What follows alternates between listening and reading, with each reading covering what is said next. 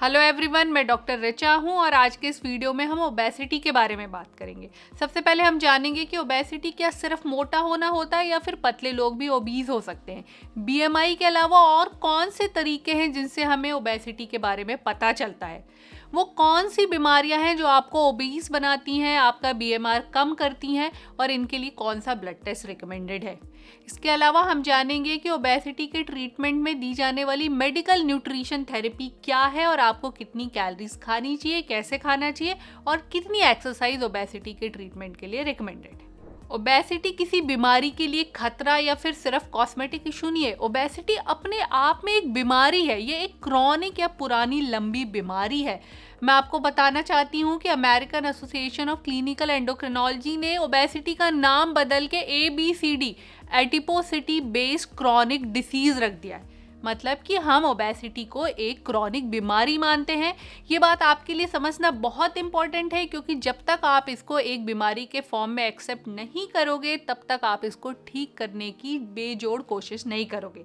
तो ओबेसिटी क्या चीज़ है? सिंपल, बॉडी में फैट का ज़्यादा हो जाना ओबेसिटी है, जो आपकी हेल्थ को अफेक्ट कर रहा है या ख़राब कर रहा है। ओबेसिटी से स्ट्रगल करने वाले आप अकेले नहीं हो। अगर मैं ग्लोबल डेटा की बात करूं तो लगभग 1/3 अडल्ट पॉपुलेशन ओबेसिटी से परेशान है। और अगर हम इंडियन डेटा की बात करें तो एज पर ICMR 2015 रिपोर्ट हमारी कंट्री के 23% अडल्ट एब्डोमिनल ओबेसिटी से पीड़ित है। इसके अलावा अगर हम फिजिकल इनएक्टिव होने की बात करें तो more than 50% adult physically inactive है, जिसमें से 60% लोग अर्बन एरियाज या शहरों में रहते हैं। तो ओबेसिटी एक ग्लोबल प्रॉब्लम बन चुकी है जिसको अभी तक हम समझ नहीं पा रहे हैं। चलिए अब बात करते हैं कि आपको कैसे पता चलेगा कि आप ओबेसिटी की कैटेगरी में आते हैं या नहीं आते हैं। तो एक BMI, बॉडी मास इंडेक्स, हम सालों से यूज करते आ रहे हैं। बॉडी मास इंडेक्स हम कैसे निकालते हैं कि आपका जितना वजन है किलोग्राम में, आप उसको डिवाइड कर दो मीटर में आपकी जितनी हाइट है के स्क्वायर से, तो जो भी वैल्यू आएगी वो आपका BMI है। और अगर आपका BMI 25 kg पर मीटर स्क्वायर से ज़्यादा आता है तो आप ओबीस की कैटेगरी में आते हैं। इसके अलावा आप अपना वेस्ट सरकमफ्रेंस निकाल सकते हैं, अपने कमर की मोटाई, तो आप रफली नाभि के लेवल पे इसको निकाल सकते हैं। और अगर मेल्स में इसका वैल्यू 90 सेंटीमीटर से ज़्यादा है और फीमेल में 80 सेंटीमीटर से ज़्यादा है तो आप ओबेसिटी की कैटेगरी में आते हैं। और आप क्या कर सकते हैं, अपने वेस्ट और हिप के सरकमफ्रेंस का रेशियो निकाल सकते हैं। आप वेस्ट को मेजर कर लीजिए, हिप को मेजर कर लीजिए और दोनों को डिवाइड कर दीजिए। अगर मेल में ये रेशियो 0.9 से ज़्यादा है और फीमेल में रेशियो 0.8 से ज़्यादा है तो आप ओबेसिटी की कैटेगरी में आते हैं। इसके अलावा आप वेस्ट हाइट रेशियो को भी यूज़ कर सकते हैं। आपकी कमर की कितनी मोटाई है और आपकी कितनी हाइट है, आप उन दोनों को डिवाइड कर दीजिए और अगर ये रेशियो मोर देन 0.5 से ज़्यादा आता है तो आप ओबीस की कैटेगरी में आते हैं। इसके अलावा आप डेक्सा स्कैन की हेल्प ले सकते हैं। इस स्कैन में आपकी बॉडी का फैट परसेंटेज पता चलता है। अगर मेल्स में ये 25% से ज़्यादा और फीमेल में 30% से ज़्यादा है तो आप ओबीस की कैटेगरी में आते हैं। सिर्फ इतना ही नहीं, इसके अलावा आप metabolic score for visceral fat भी यूज़ कर सकते हैं अपने बॉडी के विसरल फैट को जानने के लिए। इसको कैलकुलेट करने के लिए हमें ब्लड शुगर की वैल्यू, लिपिड प्रोफाइल, ट्राइग्लिसराइड, इसकी वैल्यू की भी ज़रूरत होती है। सिर्फ बाहर से मोटे दिखने का मतलब ओबेसिटी नहीं होता। एक ओबेसिटी टाइप जो इंडियन पॉपुलेशन में कॉमन है वो है थिन फैट ओबेसिटी। हो सकता है कि सामने वाले का BMI नॉर्मल है, वो पतले दिखते हो, लेकिन उनका विसरल फैट और सेंट्रल ओबेसिटी की वजह से उनमें ओबेसिटी के वो सारे खतरे हैं जो कि एक ओबीस पर्सन में होते हैं। इनमें वो सारी बीमारियों के उतने ही खतरे हैं जितना कि बाहर से मोटे दिखने वाले पर्सन में होते हैं। तो सिर्फ मोटा दिखना ओबेसिटी नहीं बताता। अगर आपका मसल मास काफ़ी कम है, सेंट्रल ओबेसिटी है, विसरल फैट ज़्यादा है, तो भी आप ओबीस होने और बाकी बीमारियों के खतरे में होते हो। सबसे इम्पॉर्टेंट बात करते हैं कि अगर कोई इंसान ओबीस है तो वो है क्यों, क्या कारण है कि उसके शरीर में ज़्यादा फैट डिपॉजिट है। तो मेनली 3 इटियोलॉजीज़ की हम बात करते हैं। नंबर 1 कि उनका मेटाबॉलिज्म स्लो है। मेटाबॉलिज्म क्यों स्लो है इसके कारण का पता लगाना। नंबर 2, वो ओवर ईट कर रहे हो सकते हैं, तो वो ओवर ईट क्यों करते हैं इसको समझना। और वो कम फिजिकल एक्सरसाइज कर रहे हैं और वो ऐसा क्यों कर रहे हैं इस कारण को समझना। तो हम तीनों के बारे में बात करेंगे। सबसे पहले बात करते हैं स्लो मेटाबॉलिज्म की। हो सकता है कि आपको कुछ ऐसी बीमारियां हों कि वो आपका मेटाबॉलिज्म स्लो करा रही हैं और आपको इनके बारे में जानकारी ना हो और आप मोटापे में अपने वजन को कम करने में लगे हुए हों। तो ऐसी कौन सी बीमारियां, जैसे हाइपोथायराइडिज्म हो जाना, कशिंग डिसीज हो जाना जिसमें स्टेरॉइड हार्मोन का इम्बैलेंस हो जाता है, मेल या फीमेल में गोनेडल या सेक्स हार्मोन के इम्बैलेंस की वजह से भी वेट गेन होता है, ग्रोथ हार्मोन्स के इम्बैलेंस की वजह से वेट गेन होता है। इतना ही नहीं, कई दवाइयाँ, स्पेशली अगर आप किसी भी फॉर्म में स्टेरॉइड लेते हैं तो आपका वेट गेन होता है। अगर आपकी मोटापा जेनेटिक है, जेनेटिक हम तब सस्पेक्ट करते हैं जब बहुत अर्ली बचपन में ही वेट गेन होना स्टार्ट हो गया, बहुत ज़्यादा ओबेसिटी है, तो कई बार कॉज जेनेटिक होता है, तो भी आपका वेट गेन होता जाएगा। इसके अलावा अगर आपकी बॉडी में मसल मास बहुत कम है तो भी वेट गेन होता है, क्योंकि उससे भी हमारा मेटाबॉलिज्म स्लो हो जाता है। सेकंड चीज आती है ओवर ईट करना। तो सबसे पहले आपको ये आइडेंटिफाई करना होगा कि क्या आप सच में ओवर ईट करते हो। तो आपको एक डायरी में कैलकुलेट करके लिखना है कि आप दिन भर में कितना खाना खाते हो, लेकिन अगर आप ज़्यादा खा रहे हो तो क्यों खा रहे हो।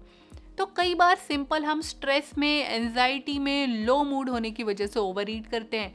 कई बार आप इमोशनल ओवर ईटिंग करते हो क्योंकि आपको कुछ समझ नहीं आ रहा है, आपकी इमोशन आप रेगुलेट नहीं कर पा रहे हो और आप उसकी वजह से खाना खा रहे हो। तो अगर आप अपने मूड की वजह से ओवर ईट करते हो तो आपको एक बार इस पर ध्यान देना पड़ेगा, साइकोलॉजिस्ट या साइकेट्रिस्ट की हेल्प लेनी पड़ेगी। इसके अलावा कई बार हमें सिंपली इन्फॉर्मेशन ही नहीं होती कि हम जो खाना खा रहे हैं वो हाई कैलोरी है कि नहीं है, उसका ग्लाइसेमिक इंडेक्स कैसा है, इस वजह से भी हम ओवर ईट करते हैं। कई बार कई मेडिकेशन ऐसी होती हैं जो आपका वजन बढ़ाती हैं, आपकी भूख बढ़ाती है, तो भी आप ओवर ईट करते हो।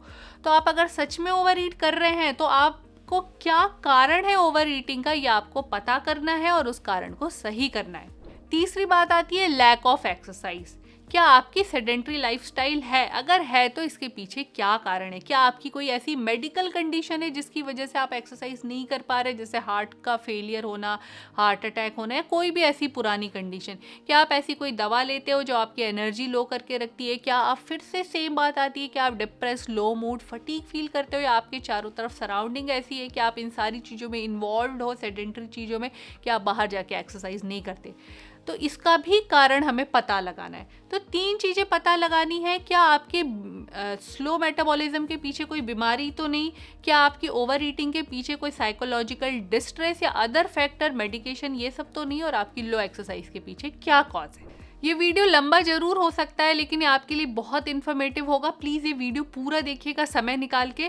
और अगर आप मेडिकल बैकग्राउंड से बिलोंग करते हैं तो आप हमारा एक्सक्लूसिव कंटेंट ज्वाइन कर सकते हैं, जिसमें मैं डेडिकेटली मेडिकल डिसीजेज, उनका डायग्नोसिस और मैनेजमेंट के बारे में बात करती हूँ। ओबेसिटी के मैनेजमेंट में जाने से पहले मैं आपको बताना चाहती हूँ कि ओबेसिटी अपने आप में एक बीमारी तो है, लेकिन वो और भी बहुत सारी बीमारियाँ साथ में लेकर के आती है, जैसे high blood pressure, diabetes, PCOS, cholelithiasis मतलब गैल ब्लैडर में स्टोन होना, फैटी लिवर होना, हार्ट अटैक, स्ट्रोक होना, हार्ट फेलियर होना, OSA, ऑब्स्ट्रक्टिव स्लीप एपनिया होना, हाइपर यूरिसीमिया होना, इसके अलावा लो मूड, डिप्रेशन, एंजाइटी।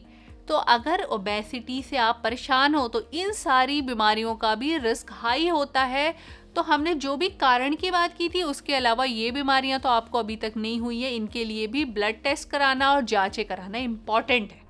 अगर आपका वजन ज़्यादा है तो कुछ टेस्ट आपको कराने चाहिए, ये देखने के लिए कि आपको इनमें से कोई बीमारियां तो नहीं हो गई हैं। तो कुछ सिंपल टेस्ट जैसे अपना fasting, post prandial blood sugar, HbA1c का level, kidney function, liver function, abdomen का अल्ट्रासाउंड, ये देखने के लिए कि आपके फैटी लिवर का क्या स्टेटस है, कोई गैल ब्लैडर स्टोन तो नहीं, यूरिक एसिड, आपका ECG का test, thyroid profile, cortisol level. ये कुछ बेसिक से टेस्ट हैं जो हर एक पर्सन जिसका वजन ज़्यादा है उसे कराना चाहिए। इसके अलावा अगर आप रात में सोते हुए खराटे लेते हैं तो OSA के लिए वर्कअप, ऑब्स्ट्रक्टिव स्लीप एपनिया के लिए एक स्लीप स्टडी होती है, वो भी आपको कराना चाहिए, या फिर आप सिंपल अपने डॉक्टर से मिल करके इसके बारे में बात कर सकते हैं। अगर मैं ओबेसिटी के मैनेजमेंट या ट्रीटमेंट की बात करूं तो सबसे इम्पॉर्टेंट है ये समझना कि ओबेसिटी अपने आप में एक बीमारी है, ये एक क्रॉनिक डिसीज है जो अपने साथ और भी बहुत सारी बीमारियां ला रही हैं। तो इसको पहचानिए और इसमें काम करना स्टार्ट कर दीजिए। अगर अब हम इसको पहचान गए और हम इसे ठीक करना चाहते हैं तो सबसे पहला जो इसमें स्टेप है वो ये है कि ओबेसिटी हुई तो हुई क्यों, इसके कारण के बारे में पता लगाना। तो कारण में 3 चीज़ें हैं, अभी मैंने इसकी बात करी थी कि आपका मेटाबॉलिज्म क्यों स्लो है, अगर आप ओवर ईट कर रहे हैं तो क्यों ओवर ईट कर रहे हैं, और अगर आप एक्सरसाइज नहीं करते तो क्यों नहीं करते, इसके कारण को पता लगाना। अब नेक्स्ट इसमें चीज़ आती है मेडिकल न्यूट्रिशन थेरेपी, मतलब अपने न्यूट्रिशन को ठीक करना। न्यूट्रिशन थेरेपी के अंदर सिर्फ खाना बंद कर देना या कम कर देना नहीं है, ये एक पूरी प्रोसेस है जिसमें सबसे पहले आपको ये समझना पड़ेगा कि आप जो न्यूट्रिशन ले रहे हो वो आप क्या ले रहे हो, कितनी कैलोरी खाते हो, कितना कार्बोहाइड्रेट खाते हो, हाई ग्लाइसेमिक फूड खाते हो, लो ग्लाइसेमिक फूड खाते हो, किस टाइमिंग में आप खाना खाते हो, ये सारी बातों को समझना और इसका एक जर्नल के फॉर्म में रिकॉर्ड मेंटेन करना। फिर आपको ये समझना इम्पॉर्टेंट है कि हम जो भी वेट लॉस का गोल बनाते हैं वो रियलिस्टिक होना चाहिए। मतलब आपको हफ्ते में सिर्फ 500 ग्राम से 1 किलो वेट रिड्यूस करना है, इससे ज़्यादा वेट नहीं रिड्यूस करना है। अगली बात जो आपको समझनी है कि ऐसा नहीं है कि आपको खाना खाना बंद कर देना या कार्बोहाइड्रेट बंद कर देना या सिर्फ फैट खाना है, सिर्फ प्रोटीन खाना है, नहीं। आपको तीनों मैक्रोन्यूट्रिएंट का खाना खाना है। यस, आप जो भी खाना खाएंगे ये अभी मैं आपको बताऊंगी कि इस थेरेपी में क्या क्या इंक्लूडेड है। उसमें कार्बोहाइड्रेट भी होगा, प्रोटीन भी होगा और फैट भी होगा। अगली बात, जो वेट लॉस आप करने वाले हो उसका टारगेट आपको 5 से 15% ऑफ बॉडी वेट ही रखना है। सिर्फ अगर आप 5 से 15% अपना बॉडी का वेट रिड्यूस कर देते हैं तो आपका फैटी लिवर रिवर्स होने लगता है। डायबिटीज़, ब्लड प्रेशर, डिसलिपिडीमिया, जिनको पीसीओएस की प्रॉब्लम है वो प्रॉब्लम, ये सारी चीज़ें रिवर्स और ठीक होने लगती है। आप जो भी खाना खाओगे वो खाना ईजिली अवेलेबल होना चाहिए। ऐसा नहीं कि आप कोई महंगी सी चीज़ मार्केट से खरीद के वेट लॉस के लिए खा रहे हैं, नहीं। वो आपके घर में होना चाहिए, ईजिली अवेलेबल होना चाहिए, ईजिली कुक होना चाहिए, आसानी से सर्व होना चाहिए, स्वाद में अच्छा होना चाहिए, दिखने में अच्छा होना चाहिए और आपको उसके खाने का मन करना चाहिए। ऐसा नहीं है कि आपको कोई भी चीज़ रेस्ट्रिक्ट करनी है। क्या रेस्ट्रिक्ट करना है वो मैं अभी आपको बताऊँगी।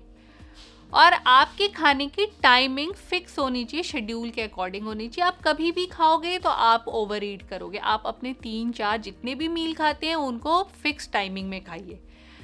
आप जो भी डाइट लेंगे उसका 50 to 60% एनर्जी आपको कार्बोहाइड्रेट से मिलनी चाहिए। 50 to 60% पार्ट अभी भी आपको कार्बोहाइड्रेट से खाना है, 25% एनर्जी लगभग आपको फैट से और लगभग उतनी ही एनर्जी आपको प्रोटीन से मिलनी चाहिए। ये तीनों मेजर मैक्रोन्यूट्रिएंट आपकी डाइट में होने चाहिए। और अगर मैं आपको प्लेट की सर्विंग की बात करूँ तो आपकी प्लेट में जो भी आप खाना सर्व कर रहे हैं उसका लगभग 50% पार्ट हरी पत्तेदार सब्जियों या वेजिटेबल्स और फ्रूट्स का होना चाहिए। 25% पार्ट में आप कार्बोहाइड्रेट ले सकते हैं और बाकी बचे हुए पार्ट में आप प्रोटीन ले सकते हैं। आप इसमें से कोई भी फूड आइटम चूज कर सकते हैं। लेकिन क्या नहीं करना है, आपको प्रोसेस्ड फूड बिल्कुल नहीं खाना है। आपको हाई ग्लाइसेमिक इंडेक्स वाला कार्बोहाइड्रेट या फ्री कार्बोहाइड्रेट नहीं खाना है। जैसे कॉर्नफ्लेक्स खाना हो गया, वाइट राइस खाने हो गए, ऐसा कोई भी कार्बोहाइड्रेट जो आपको तुरंत एनर्जी देता है वो आपको नहीं खाना है। आपको फ्री शुगर पूरी तरीके से अवॉइड करनी है, बंद करनी है। आपको डीप फ्राइड खाना नहीं खाना है और आपको फैट में हाई सैचुरेटेड फैट नहीं खाना है। आप पॉली अनसैचुरेटेड फैट या फिर आप ऑयल खा सकते हो। इसमें भी आप अपनी डाइट का जो भी 20% to 25% एनर्जी है वो फैट से ले सकते हो। तो इसमें आपको ये बात पता होना चाहिए कि कार्बोहाइड्रेट कितनी एनर्जी देता है, प्रोटीन कितनी एनर्जी देता है और फैट कितनी एनर्जी देता है। तो बहुत सिंपल सा ये नॉलेज तो आप सभी को होता है। अब बात आती है कैलोरी, आपको कितनी किलो कैलोरी खानी है। तो जब भी हम किलो कैलोरीज में बात करते हैं तो ये इस पर डिपेंड करता है कि आपकी डेली कैलोरी रिक्वायरमेंट कितनी है, आपका डेली कैलोरी एक्सपेंडिचर कितना है। तो आपका डेली कैलोरी एक्सपेंडिचर डिपेंड करता है कि आपका वजन कितना है, आपकी हाइट कितनी है, उम्र कितनी है, आप मेल हो या फीमेल हो और आप कितनी फिजिकल एक्टिविटी करते हो। इन सारे चीज़ों के बेसिस में इस फॉर्मूले के हेल्प से आप अपना डेली कैलोरी एक्सपेंडिचर निकाल सकते हो। और इसी डेली कैलोरी एक्सपेंडिचर से आपको सिर्फ 500 से 750 किलो कैलोरी कम खानी है। That's it, simple. तो अगर मैं एक नॉर्मल ओवरवेट या ओबीस पर्सन की बात कर दूं जो सेडेंट्री लाइफस्टाइल जीता है तो उसे 18 से 20 किलो कैलोरी पर केजी के हिसाब से खाना है। मतलब अगर आपका 100 किलो वजन है तो आपको 1800 से 2000 किलो कैलोरी खानी है। आप फॉर्मूले से कैलकुलेट करें या फिर 18 to 20 किलो कैलोरी पर केजी इससे कैलकुलेट करेंगे, आपका सेम अमाउंट ऑफ कैलोरी आएगा। तो ये जो भी 1800 किलो कैलोरी एक 100 केजी का इंसान खा रहा है उसमें कार्बोहाइड्रेट भी होगा, कॉम्प्लेक्स कार्बोहाइड्रेट, उसमें प्रोटीन भी होगा और उसमें फैट भी होगा, बट परसेंटेज आपको थोड़ा सा चेंज करना है।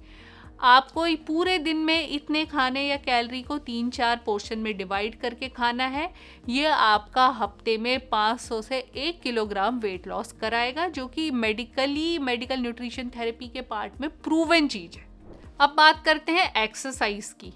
अगर आपकी बॉडी में ऐसी कोई बीमारी नहीं है जिसकी वजह से आप एक्सरसाइज नहीं कर सकते, आप ऐसी किन्हीं दवाइयों में नहीं है, तो आपको एक्सरसाइज स्टार्ट करनी है। एक्सरसाइज आप ग्रेजुअली भी स्टार्ट कर सकते हो जितनी आपको बॉडी अलाउ करती है, लेकिन जो हमारा टारगेट है वो minimum 20 to 30 minute moderate activity aerobic exercises या रेजिस्टेंट एक्सरसाइज भी कर सकते हो। मतलब आपको 20 से 30 मिनट की एक्सरसाइज करनी है, जिसमें आप सिंपल ब्रिस्क वॉक, तेज चलना कर सकते हैं। मतलब वो इतना तेज चलना है कि आपका सांस फूलना चाहिए। कम से कम 5 किलोमीटर पर आवर की स्पीड से आपको चलना है। ये इतनी ही एक्सरसाइज रिकमेंडेड है वेट लॉस करने के लिए। और ये हो सकता है कि आपका वेट लॉस नहीं कर रही है, इनिशियली आपको लग रहा है कि आपके शरीर के वजन में कोई चेंज नहीं आया, लेकिन ये आपका फैट मोबिलाइज कर देगी और आपका सिर्फ वजन नहीं कम करेगी, इसके अलावा जितनी भी बीमारियों के भी हम बात कर रहे थे सबका खतरा कम करेगी, आपका मूड एलिवेट करेगी, आपको डिप्रेशन से बाहर निकालेगी। तो सिंपल 20 से 30 मिनट की moderate intensity aerobic exercise. Moderate intensity से हमारा मतलब होता है कि सांस फूलनी चाहिए, या फिर अगर मैं स्पीड बात करूँ चलने की तो 5 किलोमीटर पर आवर की स्पीड से आपको चलना है। इस एक्सरसाइज को आप बढ़ा करके 60 मिनट पर डे भी कर सकते हो, लेकिन 20 to 30 is minimum exercise recommended. Hope मैं आपको समझा पाई होंगी कि ओबेसिटी एक कोई सिंपल सी चीज़ नहीं है। कई बहुत सारे रिस्क फैक्टर की वजह से हमारे शरीर में मोटापा आता है और इससे कई बीमारियों का खतरा बढ़ता है, लेकिन इसको कम करना भी आपके ही कंट्रोल में। आपको प्रॉब्लम पहचानना है, उसका कारण जानना है और इन्हीं 3-4 सिंपल मेजर्स के थ्रू ओबेसिटी को हराना है, हेल्दी वेट मेंटेन करना है, स्वस्थ जिंदगी जीना है। अगर डाइट और एक्सरसाइज से आप अपना वजन नहीं कम कर पा रहे हैं तो भी आपको होपलेस नहीं होना है। मेडिकल साइंस एडवांस है, बहुत सारी मेडिकेशन आज की डेट में वेट रिड्यूस करने के लिए प्रूवन है। आप अपने एंडोक्रिनोलॉजिस्ट से मिल करके उन दवाइयों के बारे में जान सकते हैं। और अगर बहुत ही मॉर्बिड ओबेसिटी है तो कई बेरियाट्रिक सर्जरीज भी होती हैं जो वेट रिड्यूस करने में हेल्प करती हैं। तो होपलेस नहीं होना है, अपनी बीमारी को समझना है, आपसे जितना संभव प्रयास हो पाता है वो आपको करना है। और अगर आप हार रहे हो या फिर नहीं कर पा रहे हो तो आप मेडिकल साइंस के डॉक्टर की हेल्प ले सकते हैं।